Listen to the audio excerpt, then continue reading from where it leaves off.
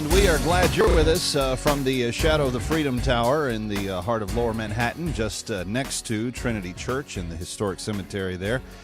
You have buried, actually, Alexander Hamilton, among other signers of the Declaration of Independence. And if you're watching the AFA channel, of course, that was a shot of the Charging Bull at the corner of Wall Street and Broadway. So it's a very historic kind of locale that we come to you from, and glad to be here. We've got a lot to get to in the next hour, so I hope that you're going to put your listening ears on. What we try to do is obliterate confusion, amplify truth, and pursue clarity every day, and in doing so, we hope that we are causing you to think differently, think more concretely, think a little more clearly as we go through life. Kevin McCullough is my name. My phone number is 888-589-8840, 888-589-8840. And a couple of things that I want to get to that is really, the Oregon court yesterday overturned the will of the people in that state on the issue of marriage. It looks like any moment or day now, the Pennsylvania court will do something similar. This will make the 13th and 14th states in a row that have overturned the will of the people in their states. And I don't know where this. I don't know what the end game to this all is. I mean, if it goes to the Supreme Court and has a viable contest there, we don't even have a guarantee that the Supreme Court is going to protect marriage in its wake because of what they've done on other cases. I mean, we can wait and see, obviously, but there's a lot of it just seems like there's a lot of will of the people that has been unilaterally dismissed by tyrants in black robes, and I think that's problematic for a country that thinks of itself as relatively self-determining and relatively free.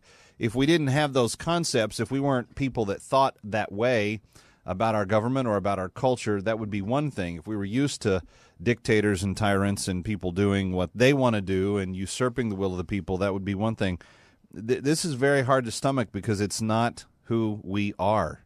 It's not what we have been about, and so it's just hard to see that, hard to watch that. There's a couple of other things I want to get to. I want to give you an update on Miriam Ibrahim. You know who she is?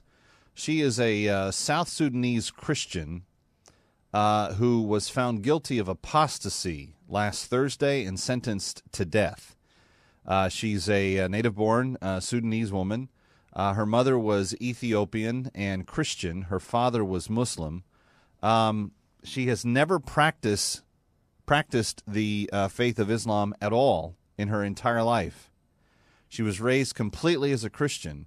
She was put on trial in her 8th month of pregnancy for turning away, in essence, from the faith of Islam, and she was found guilty of apostasy and sentenced to death. And then they also accused her of adultery because she married an American Christian man, and they don't recognize that the court in Khartoum, Sudan, does not recognize her marriage to a Christian man because they believe that she is Muslim because her father was Muslim.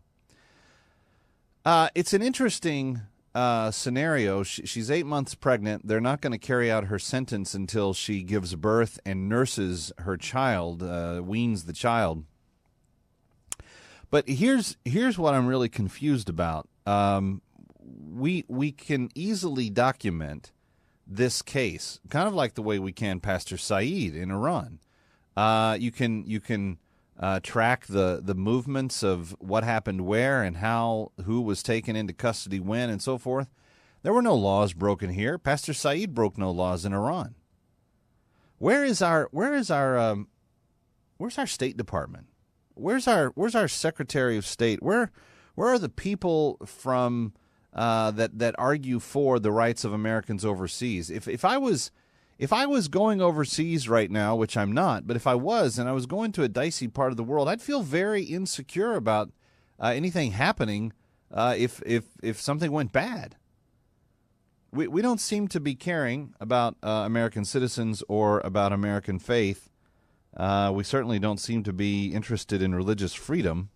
That is the administration, not we personally, but It is difficult to watch that and to know that she's been sentenced to those penalties simply for being who she's always been. She's always been a Christian woman.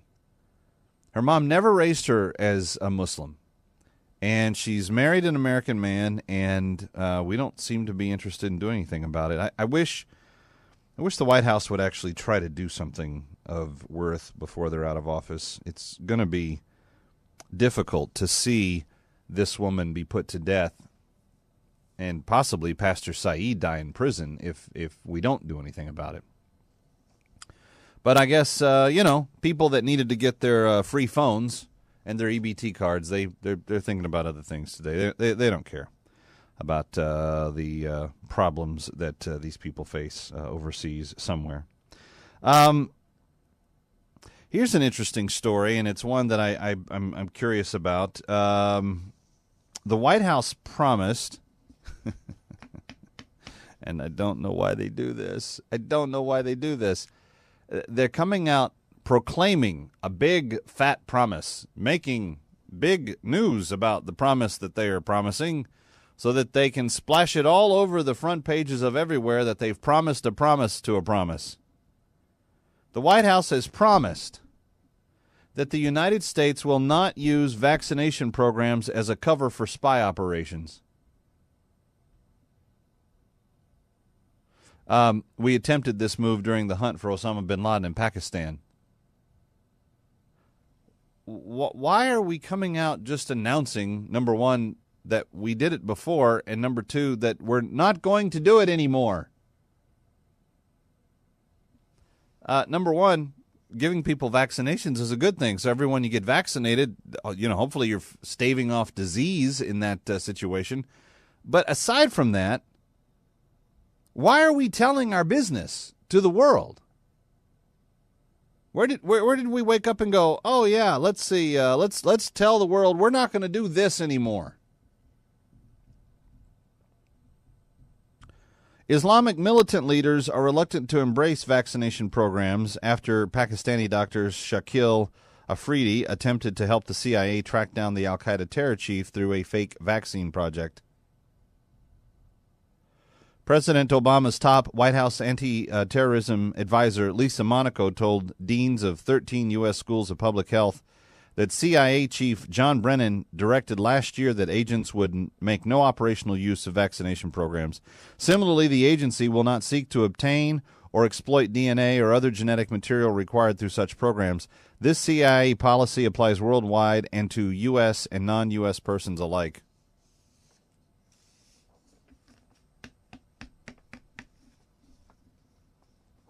I just hear their explanations, and I sit here full of questions. Why did the CIA change their policy on that? Why do they need to? Why publicly disclose any of it? Why send letters to 13 U.S. schools of public health? If you want to use the vaccine programs as a cover to pick up information on people, shouldn't we be allowed to do that? And I'm not saying the other country's disallowing it. We're disallowing ourselves from doing that. It seems odd to me that we would make such a big deal about something that nobody knew we were doing. And I mean, really make a big deal about send a public letter to 13 medical schools. This is the new CIA policy. We will not do this. Okay, as long as you're comfortable, everybody knowing your business. Burger King's making some news today. Did you hear about this? They're changing their slogan from "Have it your way" to, I want to make sure I get it right, because it's very, very short. So I want to make sure that I don't blow the delivery of the new Burger King punchline. From "Have it your way" at Burger King. Remember that? Grew up singing that slogan. Now it is "Be your way." Now, besides the obvious grammatical problems that the marketing team at Burger King have, they don't understand how to make verbs and subjects work together. But aside from be your way having any grammatical issues, what on earth does it mean? Be your way. The chain says the new tagline will roll out across its marketing in the U.S., including a TV ad that begins airing this coming Monday night. The line made its first appearance in an online video last month. Burger King said in a statement that the new motto is intended to remind people that they can, quote, can and should live how they want anytime. It's okay not to be perfect. Self-expression is the most important, and it's our differences that make us individuals instead of robots. They did some major social science on that release. It says it may seem odd for a fast food company to champion individuality, but Burger King isn't the only one trying to be hip and non-corporate in its attitude to gain favor with customers. Since 2012, Taco Bell has been live más, which means live more in Spanish. Yeah, but be your way? Be your way. Grammatical issues aside, what does it mean? You could have just changed it to be whoever you'd like to be, or be the things you were always meant to be, or whatever you put the 2 plus 2 together. Be your way. Be your way. I'm going to, in my state of being, be my way. I'm sorry, it's odd. And then the final story I want to work in, maybe we can take calls on any or all of these today, 1-888-589-8840, 888-589-8840. White House Press Secretary Jay Carney came out yesterday afternoon and said, by the way, President just told us, let me be clear, I did not hear about the Veterans Administration problems until I watched them on the news. That's how I get all my news these days. I watch them on the news.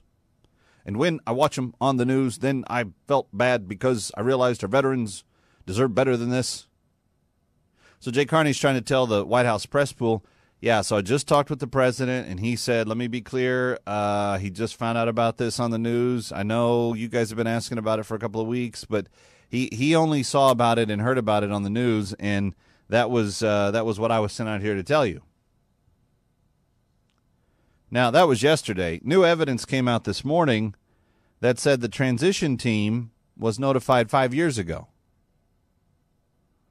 about how VA medical sitters often had long wait times and risked denying military heroes critical health care to save their lives.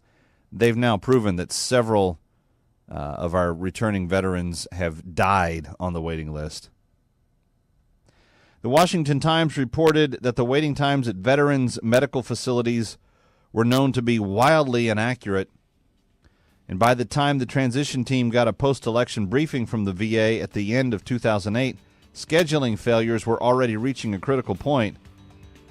The newspaper received a copy of that briefing through a Freedom of Information Act.